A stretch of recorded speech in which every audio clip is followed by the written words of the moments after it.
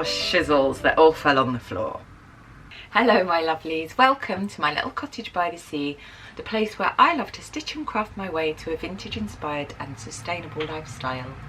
In today's video I have a fabulous vintage fabric haul that I am absolutely so excited about, and I just have to share it with you. So there's a huge pile.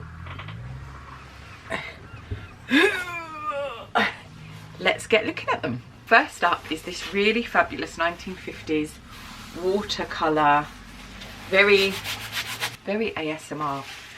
There's quite a bit of this, and it's got this lovely swishel to it, and there's 192 inches in length.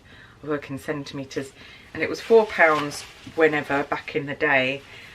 Because there's quite a lot of fabric here, and because of the noise, I feel like I need to make some kind of 50s swishy dress. And originally I wanted to do a sort of a more pencil skirty dress of some kind, don't know what, but then I thought, I have this one. I bought this a very long time ago, and I would have shown you in a previous video, but because there's less of this would probably be better for the pencil style dress, and this one would be better for the swishy one, like a full skirted jobby. What do you think? Do you agree? Or should I just make a couple of things out of this? I'm not entirely sure. I mean, I am more of a dress person really, so I don't know. General idea, suggestions on a postcard please. Then there is this really beautiful cotton. It's glaring a bit in the light, but it's got this lovely textured weave on it.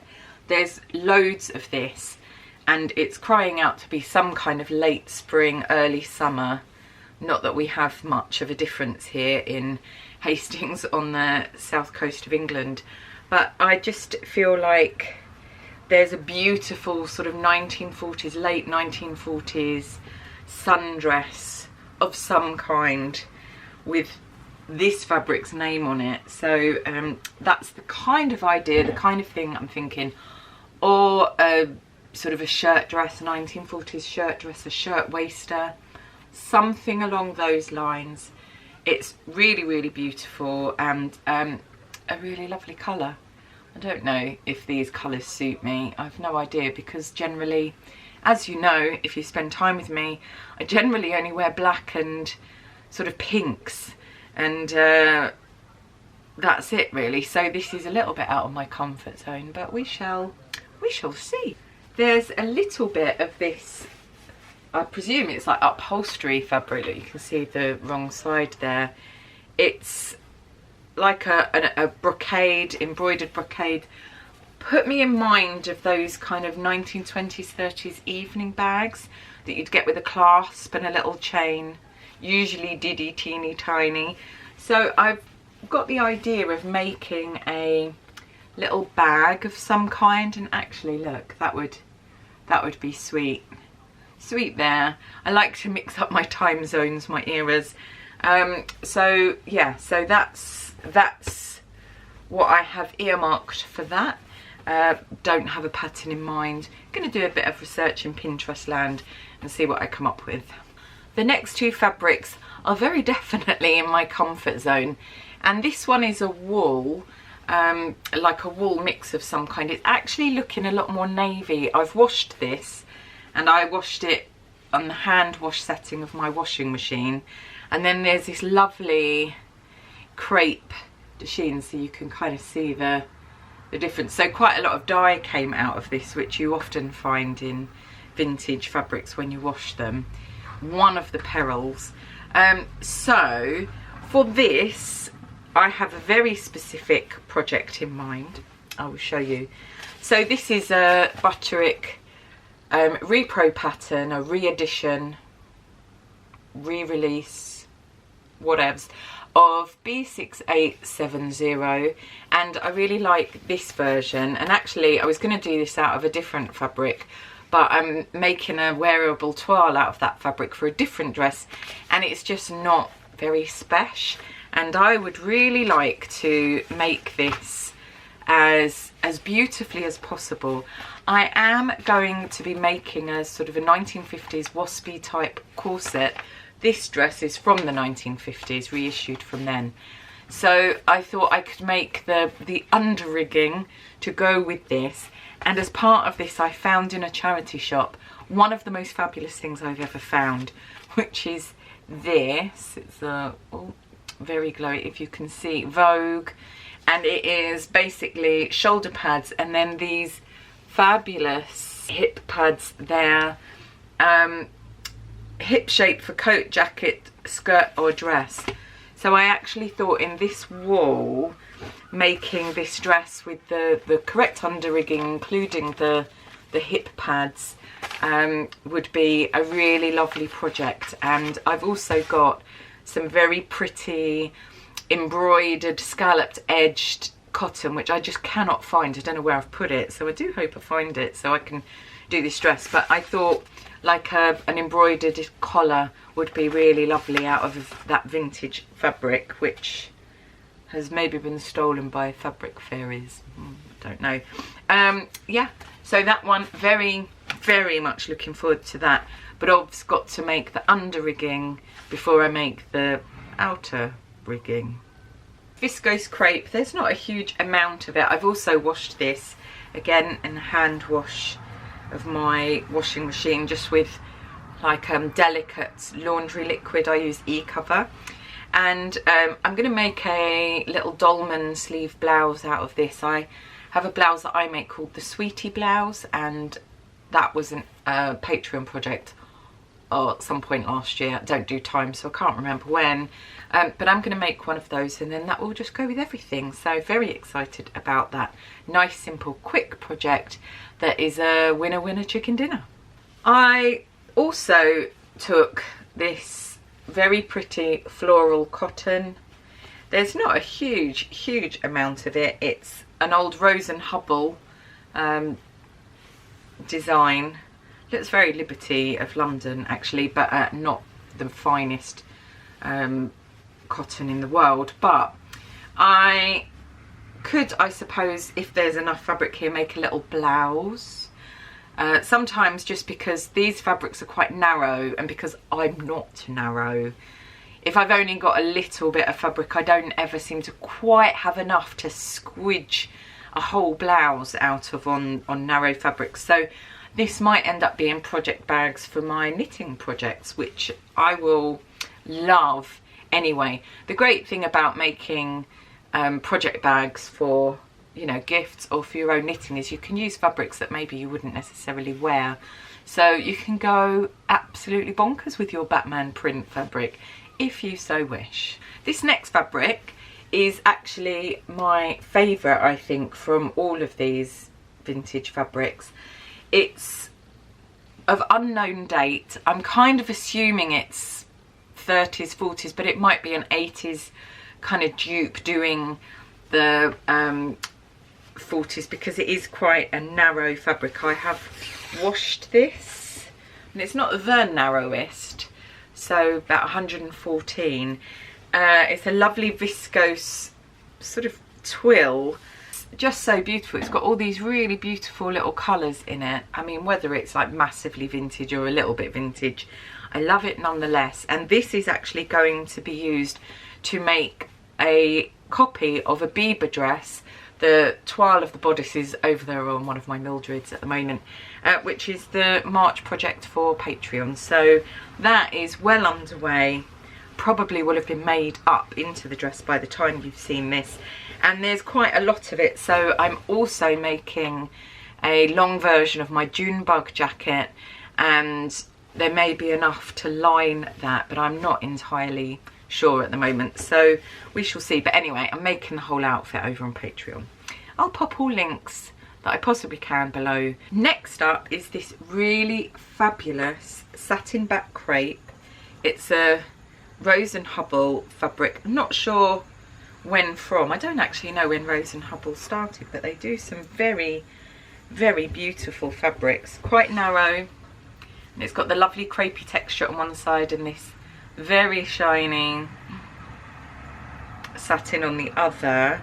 crying out. It's very heavy as well, actually, so it's like crying out for some kind of 1940s dress, and I'm sort of a bit undecided between something like a dolman sleeve with some kind of frill, peplum-y type swag number, bit du Barry, or maybe even a long version of my Lucille dress that I have just made with very poofily sleeves. It's not really day dress material, but we shall see. If you have any thoughts, do let me know.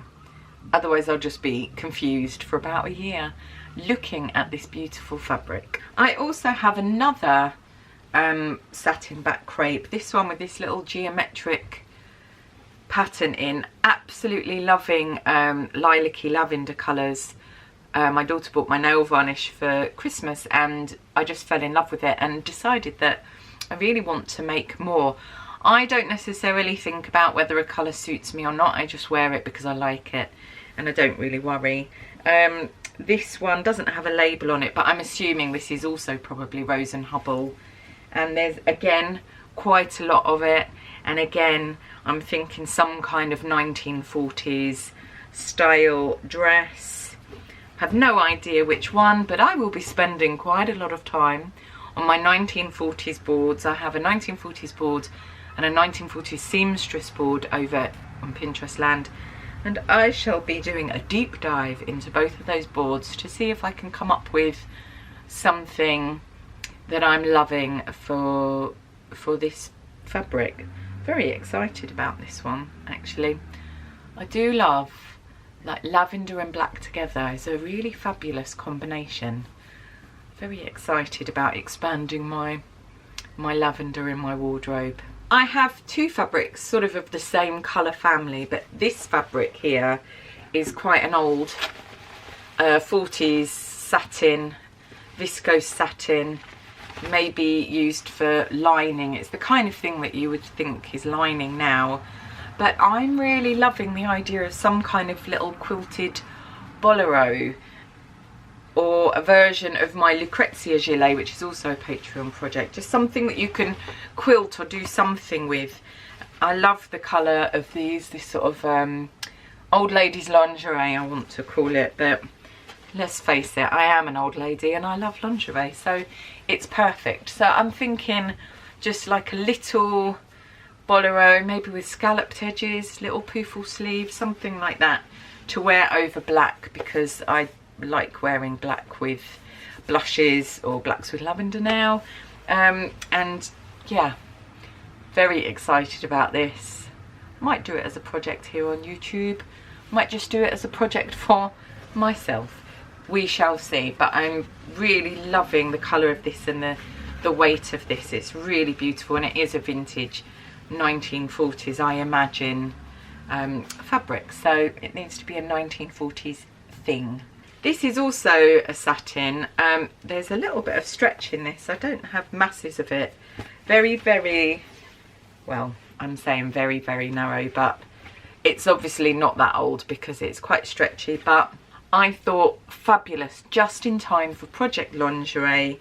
This will be perfect for a brassiere set with unmentionables, knickers, and maybe like a long line bra as well, because you don't need like masses of fabric, and that little bit of stretch while still looking quite vintagey I thought was fab. So that is earmarked for project lingerie. Last two fabrics are not at all what I would necessarily gravitate towards, but I chose this blue, very beautiful blue tweed wool, and then this cotton that like it's a white cotton with shades of blue like florals on it. And I was thinking that this would make a really beautiful circle skirt, and I always end up wearing circle skirts a lot. I think they're my favourite thing. And then maybe like a little nipped in jacket to go with it. Really loving this suit by Lena Hoshek, and I'm thinking something along the lines of that, and then some kind of little blouse to match. So I was thinking maybe like a little sweetie blouse, little 1940s 50s dolman sleeve button up little bow, very sweet, would look fab with the skirt. Or I'm also loving, Lena Hoshek does all these like really lovely puff sleeve shirts and so on, and I'm doing this pin-up matryoshka project, which you may have seen in my recent makes video. I'll pop a link, card, etc, so you can have a watch if you haven't. And there are some sort of really lovely designs that I'm thinking that I've seen sort of based off of those more sort of Slavic folk costume. Kind of got an idea in my head which I cannot explain, but I'm not entirely sure. Totally out of my comfort zone. Never wear this colour, although I have very like blue eyes, so maybe this will be a really good one, and I will of course accessorise it with black accessories. So those are my final fabrics. Phew. And I am really looking forward to getting sewing some of these things. If you have thoughts about any of these fabrics or ideas, then pop them in the comments, because I am needing all the help I can get with some of these, especially those that are a little bit out of my comfort zone. I hope you've enjoyed looking at these vintage fabrics, and we'll check back in to see how I do with them. If you haven't already subscribed, then I'd absolutely love it if you did. If you love vintage sewing and basically sewing, then I'd love to have you here for my sewing adventures in my little cottage by the sea. All your support really does mean the world to me, and all the lovely constructive comments that I seem to get from those of you who take the time to spend the time with me here in my sewing room is just so gratefully received. I just can't put it into words how much you mean to me. I hope that wherever you are in the world, my lovelies, you're keeping safe and well, and I'll see you soon for some more sewing adventures. Bye!